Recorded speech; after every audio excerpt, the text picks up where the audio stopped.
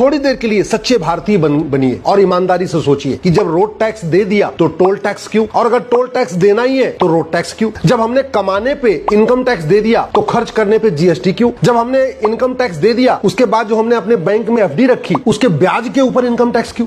इस घटिया टैक्स मकड़जाल के कारण सब परेशान है, लूट हो रही है, भ्रष्टाचार हो रहा, लेकिन ये सिस्टम नहीं बदला जा रहा है। अगर सरकार चाहे, अगर समाज चाहे, अगर सब लोग मिलकर आवाज उठाए तो भारत में सारे टैक्स खत्म करके वन नेशन वन टैक्स लागू हो सकता है। जरूरत ही नहीं, ना इनकम टैक्स की जरूरत है, ना टोल टैक्स की जरूरत है, ना रोड टैक्स की जरूरत है, ना वैट की जरूरत है, ना टीडीएस की जरूरत, ना इनकम टैक्स डिपार्टमेंट की जरूरत है क्योंकि नॉन प्रोडक्टिव डिपार्टमेंट है, ना जीएसटी डिपार्टमेंट की जरूरत है क्योंकि भी नॉन प्रोडक्टिव डिपार्टमेंट है। इसका जीडीपी में कोई योगदान नहीं, केवल पैसा इकट्ठा करता है। और सरकार को मैं कह रहा हूं, जिसमें वन नेशन वन टैक्स की बात कर रहा हूं, सरकार की इनकम दुगनी हो जाएगी और जनता का टेंशन खत्म हो जाए। 100 रुपए से बड़ी नोट बंद हो जाए, 5,000 रुपए से महंगे सामान का कैश लेन देन बंद हो जाए और 50,000 रुपए से महंगी प्रॉपर्टी आधार से लिंक कर दी जाए तो भ्रष्टाचार खत्म हो जाएगा, टैक्स चोरी खत्म हो जाएगा। और उसके बाद केवल 2% एक्सपेंडिचर टैक्स लगा दिया जाए, इतना ही करना है, बहुत ज्यादा नहीं करना। मतलब जितना ये मकड़जाल है कानून सारे खत्म, आम जनता भी खुश और सरकार की आय डबल दुगुनी आय। मैं कह रहा हूं सरकार इस सिस्टम को लागू करके पायलट बेसिस पे एक बार देख ले,